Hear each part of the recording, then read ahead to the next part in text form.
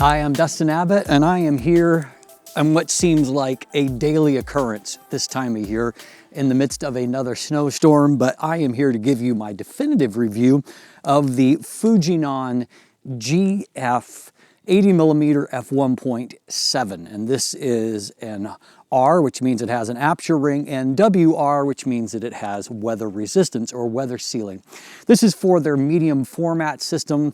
I have been reviewing it on the very high resolution GFX 100 body, which is 102 megapixels of massive medium format resolution. So certainly putting it through its paces on a challenging target. Now, I will be bringing you more medium format reviews and of the GFX 100 itself, and then down the road the GFX 100S that is just being released right now. But I wanted to spend more time with a few lenses, and kind of work my way into the system itself. Whenever I take on a new system, I like to at least develop some kind of real-world experience so I can speak with some confidence when I come to you. And so it's simpler for me to start with some lens reviews where I can at first do something where I'm more in my comfort zone and in the process of getting a feel for medium format. And so we'll do that as we move ahead. Now today we're doing the definitive review, which means we go into everything in detail, and there will be a shorter standard review available for those of you that like things in a more bite-sized, less detailed format. Today's episode is brought to you by Ridge, the wallet redefined.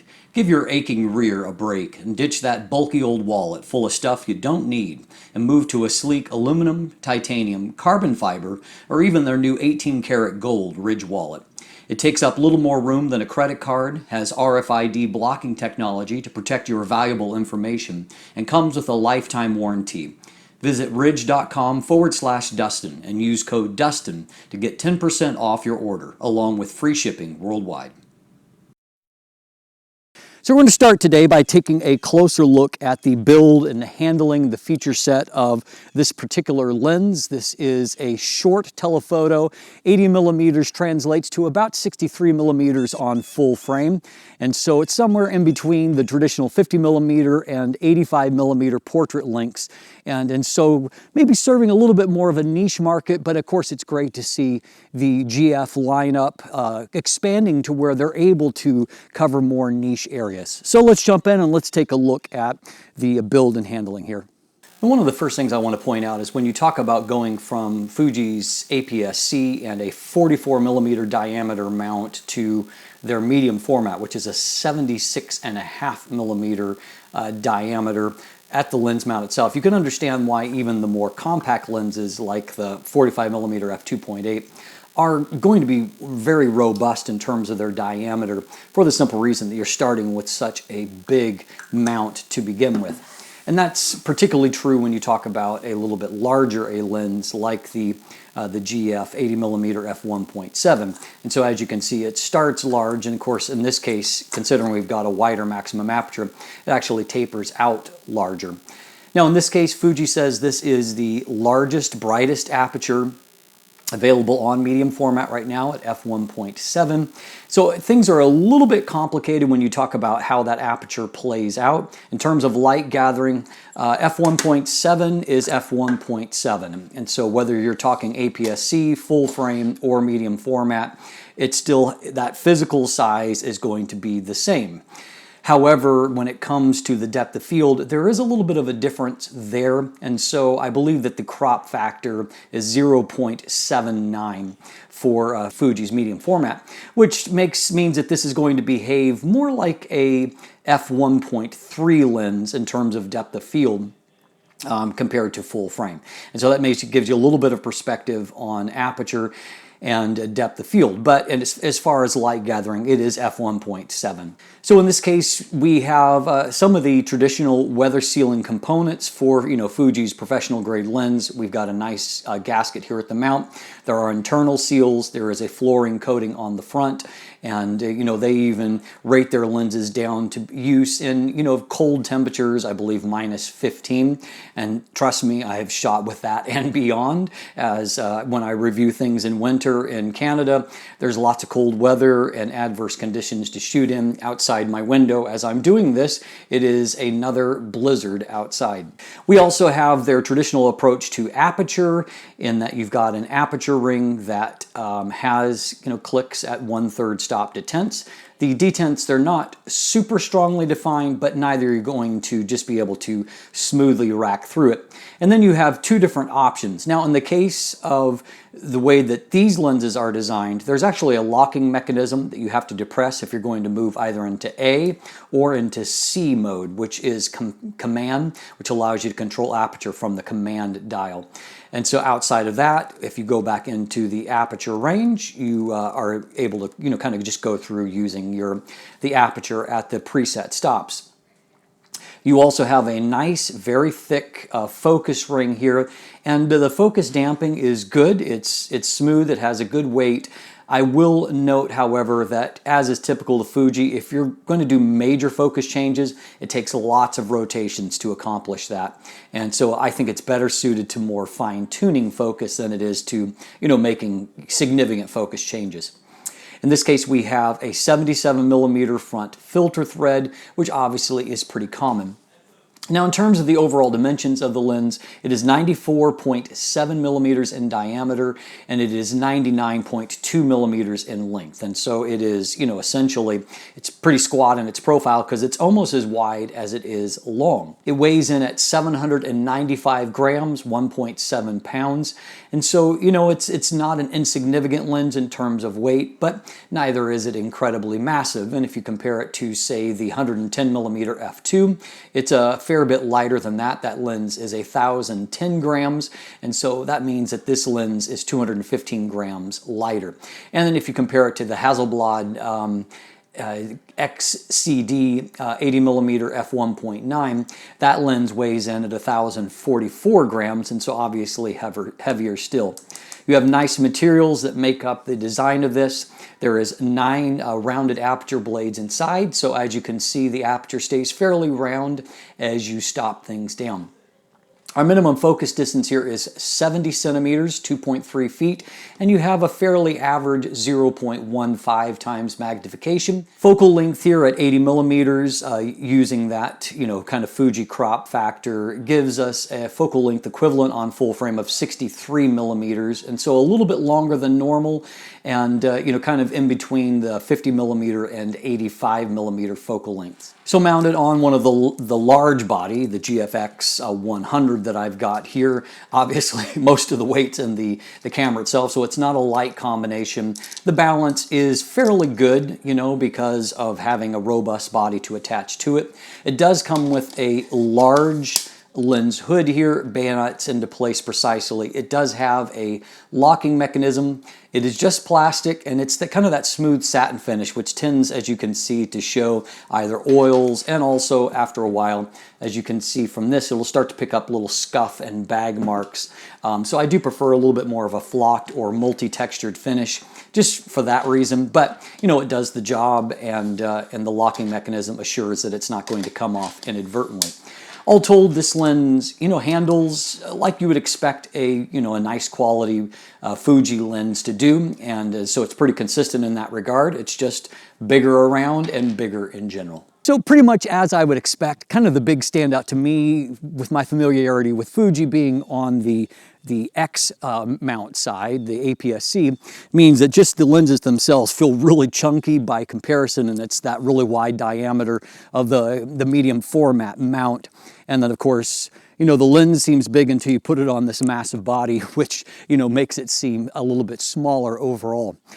Now, let's talk about autofocus for a moment. This is kind of the sore spot for me when it comes to this particular lens, and to, an extent with medium format in general. Unfortunately, a lot of the development energy at companies has been on the full frame side. And so we've got a really amazing technological leaping ahead when it comes to autofocus on those platforms. While Fuji, from my understanding, has improved general autofocus performance, kind of normalizing it a little bit on their GFX bodies, it's still not at the level that I'm accustomed to. And so certainly this is far from being an action camera. And while it does do video, as we're going to see, video, particularly when it comes to the autofocus side, is not something to write home about. So when it comes to this particular lens, this lens utilizes a DC motor, which means that it's not going to be at the level of, say, Fuji's linear motors, particularly where they utilize a number of linear motors to drive autofocus. In this case, this is the largest aperture, as we've already noted, on a medium format lens, and so it is moving big chunks of glass as a part of it, but I do wish that they had employed linear motors because I think we would have got a smoother system. My primary criticism when it comes to stills focus is not just the amount of sound, and it's not a quiet lens in focus. It has a variety of different sounds. There are whirs and clicks and kind of, slight shuffling noises as it moves around. But when it comes to the actual focus action, there's like a double clutch action that I've almost never seen before on any lens, and that even when you arrive at the destination, right when you go to take the photo itself, there's a second clutch to where you hear another little shuffle, and so there's a lag between from the moment where you push the shutter and the moment that a photo is taken. So that basically completely rules it out for any kind of action, because there's a very definite lag when it comes to focus. So I tried to take this, photo of my cat as he started to jump out of this snowy area very close to where I'm standing, and I got basically 102 megapixels of blur because it did not keep up with action at all on that front. Now, the other negative, of course, as mentioned, is when it comes to video AF, and we'll take a look at my standard focus pull test, which is a bit of a disaster.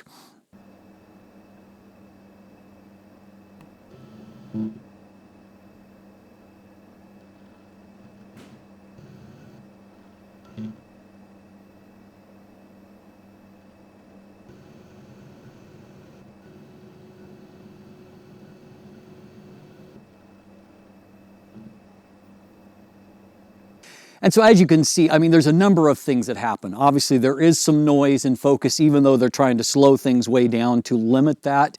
But there's also that you can see that kind of double clutch action even there, to where you get close to the destination, and then there is a final settle, and if without that settle, focus is either front or back focused.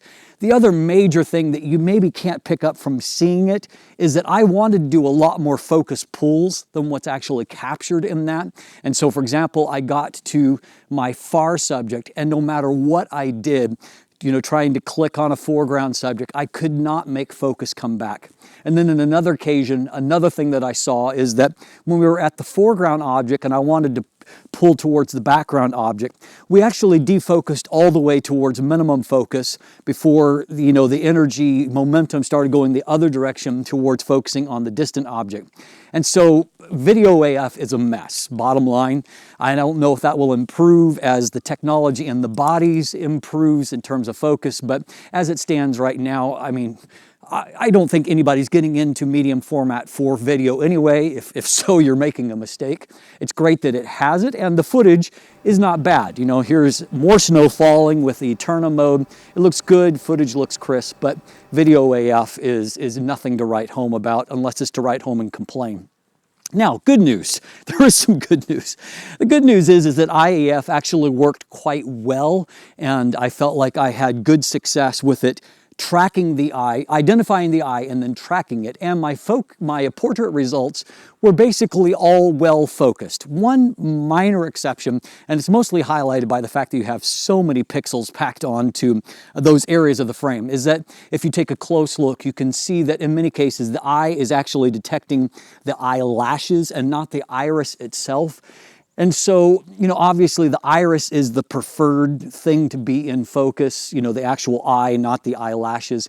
But, in most situations, it's getting it very close. And the important thing is that for portrait sessions, I got consistent results. Truth be told, while there is some moments of frustration trying to get it to do what I wanted, I actually did get, well focused results in the end. It's just the process of focus leaves you lacking in a lot of ways. Now, we're going to get to some really good news. Let's take a look at the image quality, and we're going to jump in and look at that together. So first of all, we're able to see, looking at vignette and distortion, that there is a very minimal amount of distortion. I think what is there is perhaps less than a degree of barrel distortion, but as you can see, it's not going to be meaningful enough to affect anything. There is a mild amount of vignette in the corners, not difficult to clean up at all. I used a +28 and then moved the midpoint over, not quite all the way to the end, but most of the way over, just so we have a nice linear cleanup. But really, in terms of aberrations, nothing to note when it comes to distortion and vignette.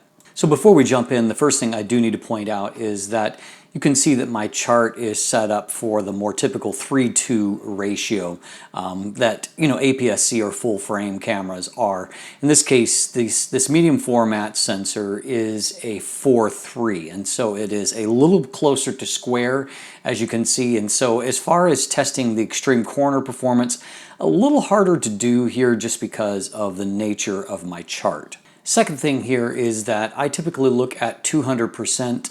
There are so many pixels in this sensor, 102, that it's almost overkill, but we'll go ahead and look at it that way just because that's what you're accustomed to. So starting here in the center of the frame, you can see, number one, there is just an unbelievable amount of resolution on tap here. I can basically fill the screen with this, which is incredible, and you can see details in this build that I've scarcely seen before. Moving to the mid frame, I noted for the first time that there is some kind of waviness into the eyebrows of the Prime Minister Laurier here. Honestly, I had never seen that before in any of my tests, and so you're definitely seeing details that you have just never seen before. Now, in this case, the amazing performance drops off fairly precipitously towards the corner. Not to say that this is bad per se, it's still reasonably good, but nowhere near the incredible levels in the center of the frame. And of course, this is actually given that advantage in that we're not yet into the extreme corner. And so you can see a pretty significant difference between here and as we go up here on the outer part of the mid frame, which is remarkably better. So if you're shooting in the sweet spot of the frame, I would say inner 2/3, you can see that the amount of detail is just incredible here. This is at f1.7, and you can see all of these fine hairs delineated. It looks really fantastic. A little trace of some longitudinal chromatic aberration as we transition, out of the plane of focus in the hairs of the ear, and you can see a little bit of purple fringing on the whiskers here in the foreground. But in terms of the resolution, that is just fantastic. Likewise, at infinity here, wide open, we can see if we zoom into a pixel level that our amount of detail in the pine needles is just really incredible. As we move out towards the outer part of the frame, you can see that the resolution does drop off a bit. That's also true if we look over on this side to where it is good, but you can see that contrast isn't as good and detail not quite as fine as when we come in here. We can also see a bit of that fringing wide open that's apparent on either side of this bare branch here. So stopping down from f1.7 to f2 really only produces a minimal amount of difference, not hardly enough to be detectable. I think there is a tiny bit more contrast, but by and large the results are pretty much the same. You can see there is a little bit better brightness on some of the textures there. If we come in down here towards the corner, contrast has improved a little bit, but our resolution is roughly the same. Stopping down to f2.8 provides a more significant improvement into our corner performance, which is now looking quite good, if not as stunning as what the center and mid-frame performance is. Taking a look up here, you can see that detail and contrast is improving. It's just not as mind-blowing as what we saw in the mid-frame. Stopping on down to f4 improves that corner performance a bit more, definitely better contrast. Mid-frame is, exceptional as we have come to see, but also exceptional wide open. Stopping on down to f5.6, we've got a little bit more contrast. Our corners are now starting to look really good and crisp, and you're starting to see that just, stunning amount of detail come into play here at f5.6. F8 looks roughly similar, perhaps a hair better, but at this stage we're going to start to flirt with diffraction, and stepping on down to F11, we see maybe a tiny bit of regression, still not all that noticeable, however. But then if you go to the minimum of F22, you'll see a significant amount of softening due to diffraction. So looking at our longitudinal chromatic aberrations, you can see that there's definitely, as we've seen already in some real-world shots, some purple and green fringing. You can see that there is only the mildest of improvement at F2. You're going to need to stop on down to F2.8 to really clear those up.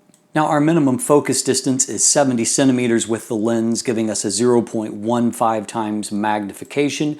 What we can see, however, is that our up-close performance is excellent. I mean, you're seeing a tremendous amount of texture information, great contrast, and so I am impressed with the performance, if not with the overall level of magnification. Here's another real-world shot looking at our longitudinal chromatic aberration, and then also a little bit at the quality of the bokeh. We can see that even at f1.7, while there is a little bit of evidence of fringing, what stands out to me far more is how much texture information is being revealed here. It's truly, truly impressive. A couple of other shots at varying distances that show off the bokeh quality, and we'll look at it a bit more with some portraits in just a moment. But the quality of the blur is really fairly good here. We did get this one somewhat weird thing here. I don't quite know what's causing that, but we can see looking in here that you can see that we've actually got a tremendous amount of detail inside their reflection. A little bit of fringing, but we can also see great detail and a nice soft bokeh background. So let's take a look at a few real-world landscapes. This is at f5.6. So here, starting off near the edge, you can see detail is good right off to the edge of the frame. There's just, you know, the contrast from this sensor is fantastic. And so we can just see that everywhere we look, there's a great amount of detail rendered in this frame. Likewise here, if we look out here, let's start kind of in the foreground here. Our kind of area focus is somewhere in this area. And so you can see just fantastic contrast here at this smaller aperture, f5.6. Detail is good right across the frame, and you know, rendering into infinity, even though we're kind of getting out of depth of field there in the distance. You can just see everywhere you look, there's a massive amount of information. Here's what I love about this incredible resolution and then the contrast that goes with it. So this image on the right that we'll look at in detail in just a second is a tiny crop out of this frame right here. So you can see here, even on my 4K monitor, that deep crop still has plenty of information for actually still zooming into, and you can see that, you know, as I look in various places in this image, that there's still fantastic detail. It really is very impressive for that usage, and of course this lens is doing a good job of taking advantage of that performance. So how about for portraits? That's really the main purpose of this lens, a short telephoto lens for portraits. So here, even at f1.7, we can see that, you know, obviously great amounts of information. We can see that skin textures look good. Here we can see a shot taken wide open once again, and you can see as we zoom into to a pixel level, it looks fantastic on the skin tones. The bokeh is nice and soft here, and obviously you have a lot of latitude for, you know, reframing here due to your cropping ability. You can also see that although there is some, you know, chromatic aberrations that we have seen in these bright snow in the foreground, it hasn't actually caused a problem for this portrait shot. This is one that I love. I love the layering here, and I love the way that the lens has rendered both the bokeh, but then also the sensor, how it's handled all this different range of light in this just available light shot here. And of course, if we look into a pixel level, the amount of detail there is fantastic, and the contrast and the hair, all of that beautiful delineation is really fantastic. Here's a simple shot I took actually this morning, just seeing the rose there in the windowsill. But you know what's amazing is at 1.7. You can see if you zoom in there that everything is just fantastic. Such beautiful rendition, and the colors here are really lovely. Now, flare resistance in this particular scene is fairly good. I had another lens on hand for a different system that showed a lot more artifacting. You can see the sun is very bright. It's hitting the snow, also with huge amounts of contrast. And what we can see is that throughout the scene, it is held up well, and so nothing destructive in this shot. Now, with the bright sun right in the frame, we came up against the shutter limits here, and so I've had to try to reduce the exposure just a little bit, and so you can see there's a bit of white out there. But what you can also see also from the stop-down shot is there's a mild amount of ghosting artifacts, but nothing significant here. We actually see some some prismatic coloring in the sky, but overall not a bad result for a large aperture telephoto type lens. Here in this f11 shot, again, I thought that you see the evidence of the kind of little prismatic things, but I don't think that that's destructive at all. And as we look at the actual image itself, contrast is nice here, and we can see that even with that intense backlighting, we can see that the detail all throughout this image is really fantastic. And so overall, I think that the lens is holding up even when bright light is in the frame. And so as you can see, I mean, in terms of the center and mid frame, these are results combined with this body that are, off the charts in terms of my experience. I mean, one thing I will say, this is not really about the camera review, this sensor, it's the last time I've been this impressed with a camera sensor in terms of resolution and sharpness.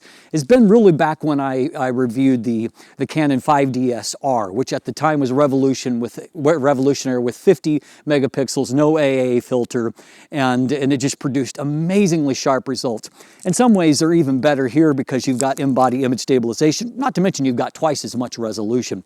And so it is really, really stunning how much detail you can produce. And this lens handles that resolution. Bottom line, yes, there's a little bit of drop off into the corners, and it's not till you stop down to smaller apertures that you're getting that performance in the corners. But frankly, in a portrait-oriented lens, that's not really all that big a deal. And I think that they've done a good job of giving you both the intense resolution on the subject, but also a nice, soft, creamy bokeh on top of that.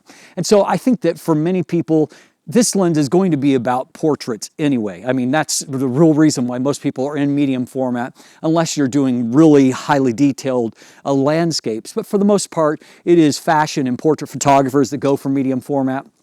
And so I think for that actual purpose, this is an interesting lens. It gives you, again, as I noted at the beginning, it gives you kind of that in-between focal length, but with a wider maximum aperture. So maybe a little more creative options when it comes to depth of field, particularly if you're shooting environmental portraits where you can get some really lovely results out of the lens. At a price tag of $2,399, $2,400 US, it's not a cheap lens. I would say it's on the high side of average for GF lenses, which tend to be more expensive compared to other Fuji lenses, but of course relative to other medium format lenses, they tend to be a relative bargain. And so, it's not a ridiculous price point necessarily, and we'll see if people are interested in a 63mm equivalent focal length on this particular lens. But there's very little to complain about outside of the autofocus on the lens itself. I'm Dustin Abbott, and if you look in the description down below, you can find linkage to my full text review. Also, linkage to an image gallery if you want to check out more photos from it. There's also buying links if you'd like to purchase one for yourself. And of course, beyond that, linkage to follow me on social media, to become one of my patrons, sign up for my newsletter that comes out every Thursday, buy some of my merch, and of course, if you haven't already, please click that subscribe button right here on YouTube. Thanks for watching. Have a great day, and let the light in.